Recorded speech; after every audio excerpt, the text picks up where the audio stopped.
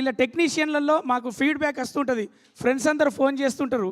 ఒక్కొక్కరు ఫోన్ చేసి డిఓపి గారిని పొగిడి, డిఓపి గారు మంచి షార్ట్స్ పెట్టారని చెప్పి, ఆ తర్వాత ఆర్ట్ డిపార్ట్మెంట్ ఆర్ట్ వర్క్ అంతా అని చెప్పేసి ఒక్కొక్కరు ఒక్కొక్క దాని గురించి, మ్యూజిక్ డైరెక్టర్ గురించి మస్తు ఇచ్చిండన్న.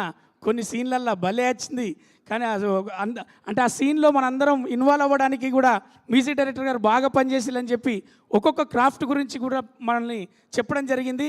మళ్ళీ చెప్తున్నాను మన ప్రేక్షకులందరికీ, ఈరోజు సాటర్డే, రేపు సండే, మీరు ఒక మంచి సినిమాను చూడాలి, ఫ్యామిలీతో ఒక సస్పెన్స్ థ్రిల్లర్ చూడాలి అంటే శ్రీ విష్ణు దగ్గర కొత్త కథ చూడాలి, ఉషాన్ షా కిరణ్ ఎవరో తెలుసుకోవాలి, లైట్ బాక్స్ ఎక్స్పీరియన్స్ ఏందో తెలుసుకోవాలంటే థియేటర్కి రండి.